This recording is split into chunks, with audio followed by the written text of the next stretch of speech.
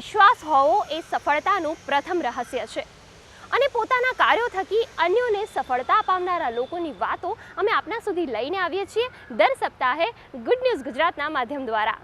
નમસ્કાર, હું છું નિકેતા શુક્લા અને આજના એપિસોડમાં આપણે વાત કરીશું ઐતિહાસિક નગરી વડનગરની બૌદ્ધ ધર્મ સાથે જોડાયેલી વાતોની, પ્રધાનમંત્રી સ્વનિધિ યોજનાની અને સાથે કેટલીક સકારાત્મક ખબરોની।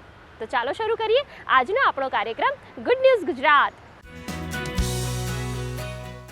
મિત્રો, 16 એપ્રિલે આપણે બુદ્ધ પૂર્ણિમાની ઉજવણી કરી, પણ શું આપ જાણો છો વડનગર અને ગુજરાતનો બૌદ્ધ ધર્મ સાથે ખાસ લગાવ રહ્યો છે? યુએન સાંગની ગુજરાત મુલાકાત અને બૌદ્ધ ધર્મ સાથે જોડાયેલી ખાસ વાતો આપને જણાવીશું આ રિપોર્ટમાં। એક સમયે ભારતમાં તેમજ ગુજરાતમાં બૌદ્ધ ધર્મનો વિશેષ પ્રભાવ હતો, જે ખાસ કરીને ગુજરાતના વડનગરમાં જોવા મળતો હતો। પણ શું તમે જાણો છો કે વડનગરમાં ખોદકામમાંથી મળેલા બૌદ્ધ વિહાર અને સ્તૂપ તે સમયના બૌદ્ધ ધર્મનો વ્યાપ દર્શાવે છે। वडनगर से सबसे बड़ी चीज़ तो जो है, हमें एक बौद्ध मठ के अवशेष मिले हैं और उसमें से बहुत सारी चीज़ें मिली हैं कि जो दिखाती हैं कि ये बुद्धिस्ट लोगों का एक एक्टिव सेंटर था। काफ़ी वहाँ पर जो है लोग आ रहे थे, ऑफ़र कर रहे थे। उनमें हमें जो है बुद्ध भगवान का जो एक कहानी है उसका भी एक चित्रण मिलता है पत्थर में। उसके अलावा जो है वहाँ पर कई चीज़ें जो सीलिंग हैं, मुद्राएं हैं जिनमें लिखा हुआ है, वो ऑफ़र कर रहे थे स्तूप को। और इसके अलावा बुद्ध स्तूप का भी हमें एक रेप्लिका मिला है, उसकी प्रतिकृति मिली है मिट्टी में बनी हुई। और बहुत सारी चीज़ें हैं कि जो इनको हम आप धार्मिक अवशेष कह सकते हैं या धार्मिक जो है प्रतीक कह सकते हैं, वो वहाँ से मिले हैं। तो उससे कन्फर्म होता है कि बुद्ध जो है मठ यहाँ पर था। ગુજરાતમાં દેવનિમોરી એ એક સ્થળ હતું જેને બૌદ્ધ મહાસંઘ કહેવામાં આવે છે, કારણ કે ત્યાં મહાસ્તૂપ, બૌદ્ધ વિહાર તેમજ ચૈત્ય એટલે કે બૌદ્ધ મંદિરના અવશેષો હતા। એવું કહેવાય છે કે સેંકડો વર્ષ પહેલા સમ્રાટ અશોકે સમગ્ર ભારતમાં 80,000થી વધુ સ્તૂપ બનાવ્યા હતા। એવો જ એક સ્તૂપ દેવનિમોરીમાં ખોદકામ દરમિયાન મળી આવ્યો છે। देवनिमोरी में जो हमको एक महत्वपूर्ण बौद्ध विहार, महास्तूप और जो प्राचीन बौद्ध धर्म के अवशेष है वो प्राप्त हुए हैं और उस पर गंधार जो बौद्ध स्थापत्य एवं कला है उसका ज़्यादा प्रभाव दिखाई देता है। શું તમે જાણો છો કે ચીની પ્રવાસી યુએન સાંગ 7મી સદીમાં વડનગર આવ્યા હતા? તેમના દ્વારા ઉલ્લેખિત વર્ણનમાં એવું કહેવામાં આવ્યું છે કે વડનગરમાં બૌદ્ધના 10 સંઘારામ હતા। તેમણે ગુજરાતના ભરૂચ, વલભી જેવા બૌદ્ધ કેન્દ્રોની બેઠક પણ લીધી। वेनसांग केवल बुद्ध की बात नहीं करता, वो कहता है यहाँ पर 10 संगाराम है आनर्त में, आनर्तपुर में, और उसमें 1000 मॉन्क के करीब मॉन्क रहते हैं। तो वो ये भी कहता है कि इसके अंदर सैकड़ों देवस्थान है, मतलब सैकड़ों की बात करता है, 10 की बात नहीं करता। और कहता है इन देवस्थानों में हमेशा कोई न कोई सचिव मुलाकात लेता है, मतलब इतनी इम्पोर्टेंस था। मतलब जब वो वल्लभी में गए तो उसने देखा कि वल्लभी कितना हुआ, क्योंकि वल्लभी मैत्रिक वंश की राजधानी थी और बौद्ध धर्म का सबसे बड़ा केंद्र था। मैत्रिक काल में वल्लभी विद्यापीठ बनी और बौद्ध धर्म का बड़ा विकास हुआ था। युएन सांग ने तो इसकी नोट की है, वहाँ उनका विस्तार जो था 100 ली था, वल्लभी का विस्तार था, और वह संघाराम थे और 5,000 से ज़्यादा वहाँ बौद्ध भिक्षु वल्लभी में रहते थे, इतना बड़ा। और उसी टाइम का महत्व का धर्म जो था गुजरात में बौद्ध धर्म था। 60% of population was embraced Buddhism, बौद्ध धर्म का वो पालन करे थे। At the time of when the Hiuen Tsang ने विजिट की, उसी टाइम पर इतना बड़ा प्रभाव था गुजरात में। તમે ઘણીવાર સાંભળ્યું હશે કે બૌદ્ધ ધર્મ અનુસાર સંઘારામ હંમેશા શહેરની બહાર બનાવવામાં આવતા હતા, પરંતુ વડનગરમાં ખોદકામમાં મળેલ સંઘારામ શહેરની મધ્યમાં હતું, જેમાં ભિક્ષુણીઓ રહેતી હતી। अंदर जो भिक्षुणी संघ का जो है वो हमने जब बाद में रिसर्च कराया, मतलब बात की लोगों से, कई स्कॉलर से बात की, ये किया, उनको जो वहाँ से लेख मिला था उनको दिया, तो फिर उन्होंने पढ़ा कि इसमें लिखा हुआ है कि ये मूर्ति जो मिली है गांव के बाहर, वो मूर्ति किसी जो है भिक्षुणी संघ ने दान दिया है।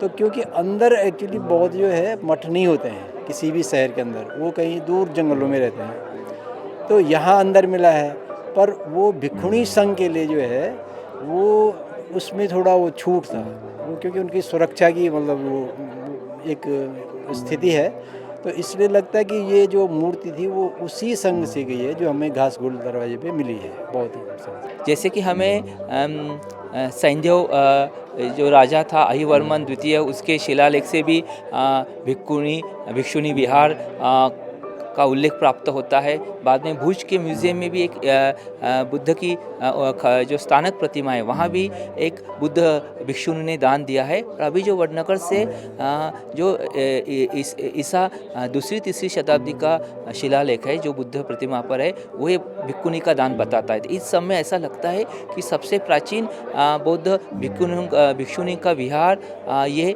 वडनगर में था, और बाद में वडनगर से ये पूरे गुजरात में ऐसा दिखाई देता है कि भिक्षुणों का बौद्ध धर्म के प्रचार प्रसार में महत्वपूर्ण भूमिका रही होगी। ગુજરાતમાં પ્રાચીન કાળમાં ઈડરની સાથે અન્ય ઘણી જગ્યાએ રોક પેઇન્ટિંગના પુરાવા મળે છે, જે બૌદ્ધ ધર્મના પ્રચાર માટે બનાવવામાં આવ્યા હતા। रॉक पेंटिंग्स में जो बुद्धिस्ट जो स्तूप मिले हैं ईडर और गंभीरपुरा में, तो वो इस तरह से पहले पेंटिंग्स है। लेकिन दूसरी जगह भी पेंटिंग्स मिली है, लेकिन वो उसमें रॉक पेंटिंग स्तूप पेंटिंग नहीं है। क्यों नहीं है? क्योंकि जो उसमें पेंटिंग उसने बनाए होंगे, उसने कोई किसी के इन्फ्लुएंस के वजह से उन्होंने बनाए होंगे। और इसी तरह से वो वडनगर और वडाली और देवनी मोरी के जो एंशियंट रूट था वो गंभीरपुरा और ईडर के पास गुजरता है। इसीलिए वो एंशियंट रूट और ट्रेड रूट पर जो भी आदमी या लोग ट्रैवल करते थे, उनको ये पेंटिंग दूर से दिखाई दे रही थी। तो उनको मकसद यही था कि बुद्धिज़्म का प्रचार करना है, इसलिए उनका जो उद्देश्य था, एम था, बुद्धिज़्म को बढ़ावा देना है। વડનગરથી વલભી અને કચ્છ દેવની મોરી સુધી સમગ્ર ગુજરાતમાં બૌદ્ધ ધર્મનો પ્રભાવ અને ઇતિહાસ રહ્યો છે। વડનગરમાં મળેલા બૌદ્ધ ધર્મના અવશેષો પુરાવો આપે છે કે ગુજરાત રાજ્ય બૌદ્ધ ધર્મનું કેન્દ્ર હતું અને ગુજરાત અને બૌદ્ધ ધર્મ વચ્ચે વિશેષ સંબંધ હતો। લક્ષ્મણ રાજપૂત સાથે સુમન બોરાનાનો અહેવાલ।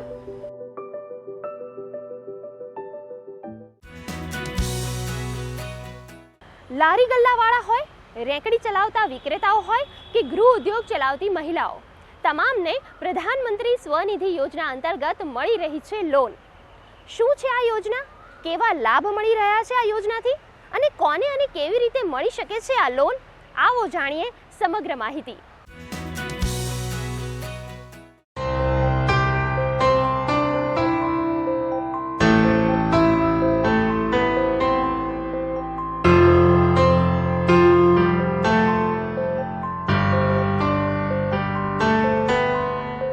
મિત્રો, આ જ્યુસની લારી ચલાવનાર વિક્રેતાએ કોરોના કાળનો સામનો કર્યા પછી પણ હવે પોતાના વેપારમાં વધુ પ્રગતિ કરી છે, કારણ કે તેમણે લાભ લીધો છે પ્રધાનમંત્રી સ્વનિધિ યોજનાનો।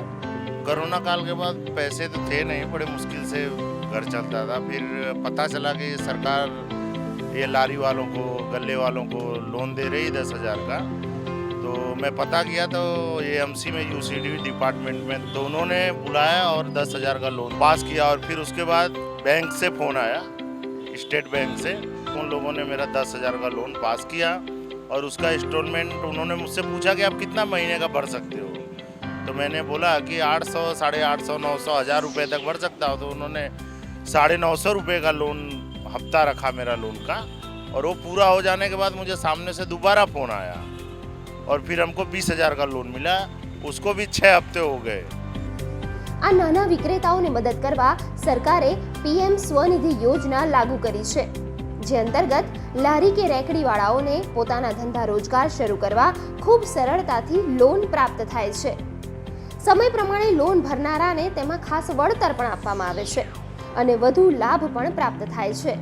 આ લારી ગલ્લાવાળા, નાના વિક્રેતાઓ અને લઘુ કે ગૃહ ઉદ્યોગ ધરાવતી મહિલાઓની વહારે આવી છે કેન્દ્ર સરકાર।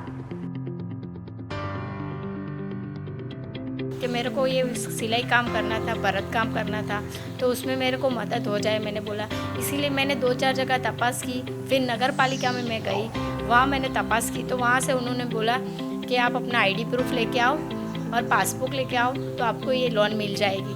तो मैंने गई वहाँ, तो मेरे को ये 10,000 की लोन वहाँ से लाभ मिला, तो उससे मेरा काम चलता है ज़्यादातर। बहनों को मैं काम देती हूँ, तो वहाँ से मेरे को थोड़ा ज़्यादा काम, वो बहनें मेरे को ज़्यादा काम करके देती है, तो मेरे को थोड़ा उतना लाभ ज़्यादा होता है।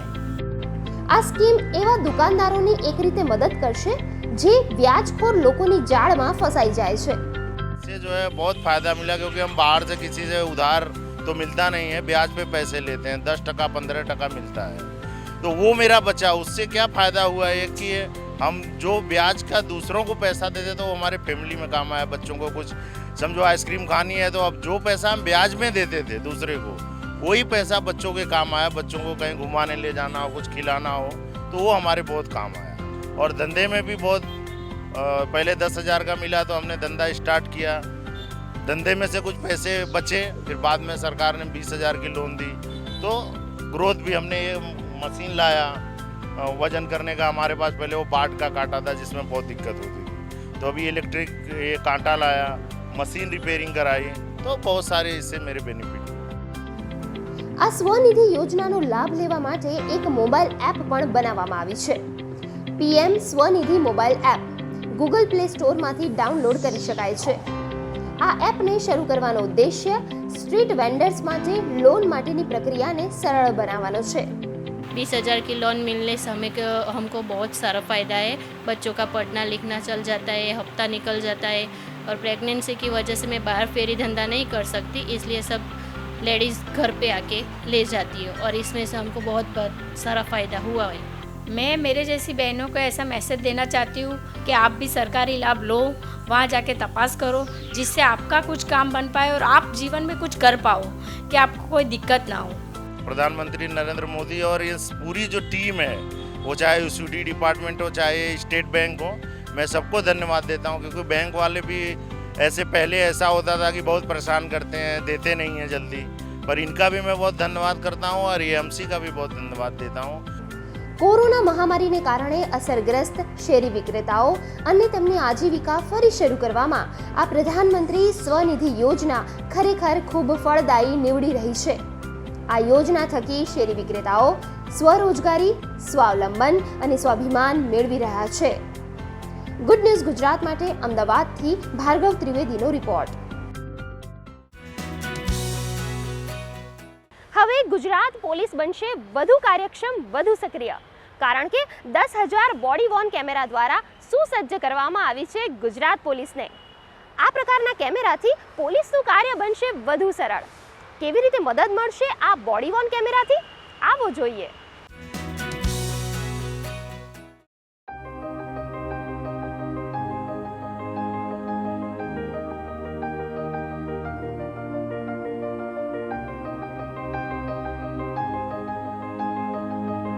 ટ્રાફિક સિગ્નલ પર કે ક્યાંક 4 રસ્તા પર આપણે ઘણા લોકોને ટ્રાફિક પોલીસ સાથે ઘર્ષણ કરતા જોયા છે। મોટા શહેરોમાં હવે આ પ્રકારના દ્રશ્યો ખૂબ સામાન્ય બની ગયા છે। આથી આ તમામથી મુક્તિ મેળવવા અને પોલીસ તંત્ર હોય કે ટ્રાફિક પોલીસ, તેઓ પોતાનું કાર્ય સરળતાથી, પારદર્શક રીતે અને ટેકનોલોજીના સમન્વયથી કરી શકે તે માટે ગુજરાતની પોલીસને ફાળવવામાં આવ્યા છે 10,000 જેટલા બોડી વોર્ન કેમેરા।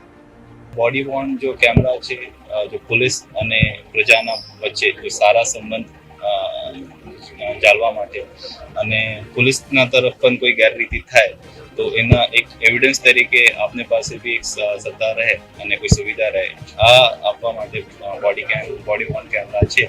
અને એનો ઉપયોગ ઘણા બધા તરીકેથી કરી શકે છે, જેવા કે રેડમાં અથવા તો તમે કોઈ એક્સિડન્ટના સ્થળ ઉપર જાઓ એમાં, અથવા તો ટ્રાફિક ઉપર કોઈ જો બી કામગીરી જો કોન્સ્ટેબલ કરે છે અને કોઈ ગેરરીતિ કરે અથવા તો એની સાથે કોઈ ગેરરીતિ થાય, એના આધારે કોઈ એના અગેન્સ્ટ या એના સમક્ષ કોઈ કાર્યવાહી કરવી પડશે તો આ પણ કરવામાં આવશે। આ બોડી વોર્ન કેમેરાનો કેવી રીતે ઉપયોગ કરવો તે દ્વારા વધુ અસરકારક ટ્રાફિક નિયમન કરવા તથા કાયદો અને વ્યવસ્થા જાળવવામાં આ કેમેરાના ઉપયોગ વિશે પોલીસ માટે ખાસ ટ્રેનિંગનું પણ આયોજન કરવામાં આવ્યું છે।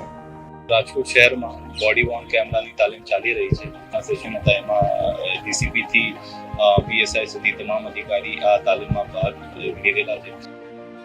ટ્રાફિક શાળામાં ફરજ બજાવતા દરેક હેડ કોન્સ્ટેબલ, એએસઆઈ, પીએસઆઈ સહિતના ફિલ્ડમાં રહેતા પોલીસ અધિકારી પોતાની ફરજ દરમિયાન પોતાના શોલ્ડર પર આ બોડી વોર્ન કેમેરા લગાવીને જ ફરજ બજાવશે તેવો નિર્ણય લેવામાં આવ્યો છે. આ માટે રાજ્ય સરકાર દ્વારા ગુજરાતના તમામ જિલ્લાના પોલીસને બોડી વોર્ન કેમેરા ફાળવવામાં આવ્યા છે. એક પોલીસ મોડર્નાઇઝેશન ને અંતર્ગત આ કામ ચાલુ થયો છે અને બોડી વોર્ન કેમેરા જો સરકાર દ્વારા આપવામાં આવે છે. અત્યાર સુધી 300 જેટલા કેમેરા રાજકોટ શહેરમાં આપવામાં આવે છે. આ બોડી વોર્ન કેમેરા નિશ્ચિત અંતર સુધીના ઓડિયો વિડીયો રેકોર્ડ કરવાની ક્ષમતા ધરાવે છે, જેમાં અમુક કેમેરા તો લાઈવ રેકોર્ડિંગ પણ કરી શકે છે અને આ માટેનો કંટ્રોલ રૂમ ગાંધીનગર ખાતે બનાવવામાં આવ્યો છે. આથી હવે કોમી રમખાણો, વીઆઈપી સુરક્ષા, રેલી, જૂથ અથડામણ જેવી ઘટનાઓને કંટ્રોલ રૂમમાંથી લાઈવ જોઈ શકાશે અને ત્વરિત એક્શન લેવામાં આ આધુનિક ટેકનોલોજી ઉપયોગી થઈ પડશે. ગુડ ન્યૂઝ ગુજરાત માટે રાજકોટથી ઋષિ દવેનો રિપોર્ટ. મિત્રો, અત્યારે સમય ચાલી રહ્યો છે ઉનાળા વેકેશનનો, વિદ્યાર્થીઓના હરવા ફરવાનો અને એ સાથે વેકેશનના સમયનો સદુપયોગ કરી કંઈક નવું શીખવાનો. ત્યારે નવસારીની ઐતિહાસિક સયાજી વૈભવ લાઇબ્રેરીમાં બાળકોની રજાઓને તાજગીસભર બનાવવા માટે શરૂ કરવામાં આવ્યો છે કાર્યક્રમ વેકેશન વાંચનોત્સવ.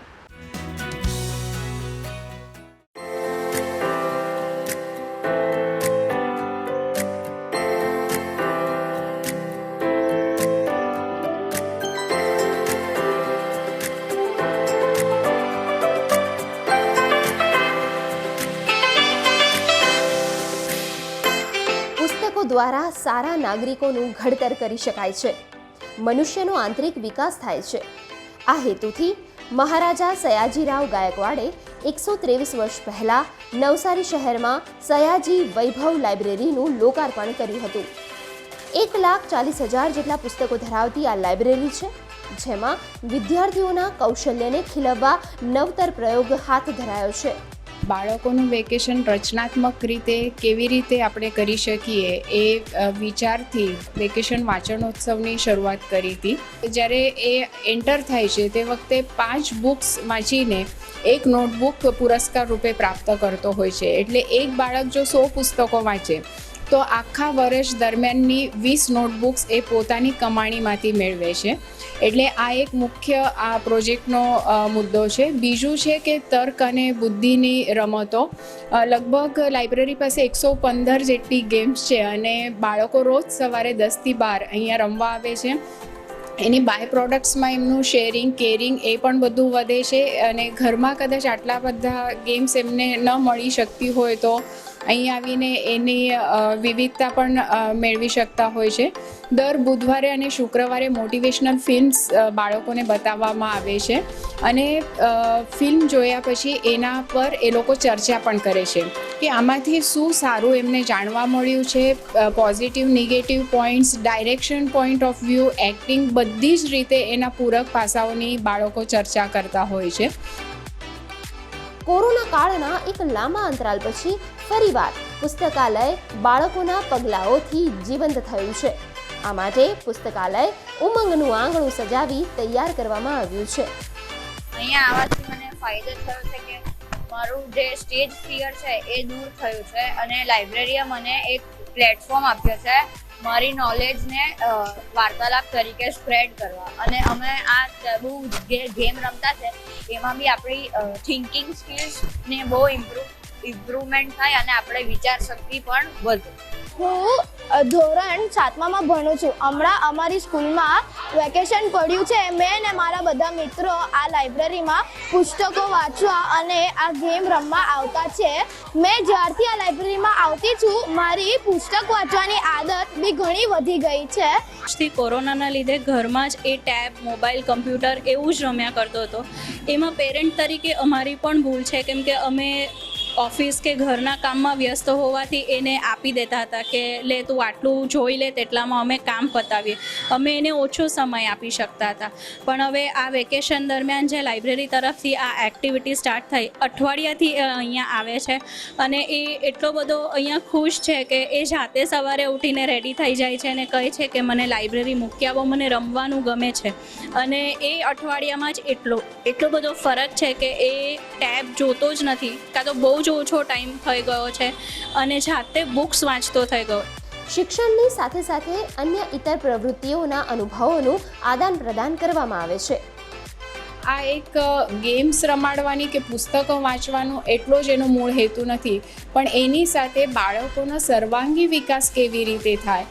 એટલે ઘણી વખત બાળકો કહેતા હોય છે કે અમારું અહીંયા આવીને સ્ટેજ ફિયર ગયું, અમે શેરિંગ કરતા શીખ્યા, અમારું શબ્દ ભંડોળ વધ્યું છે, નવા પુસ્તકો વિશે અમે જાણતા થયા છે, એના ફાયદાઓ અમને સ્કૂલ્સમાં થાય છે. તો કદાચ અમારા જે પ્રયત્નો છે તેનું રિઝલ્ટ અમને બાળકો થકી દેખાઈ આવે છે. એટલે આ પ્રોજેક્ટમાં વધારે ને વધારે સંખ્યામાં બાળકોને જોડાય એવી રીતે અમે ઈચ્છા વ્યક્ત કરીએ છીએ.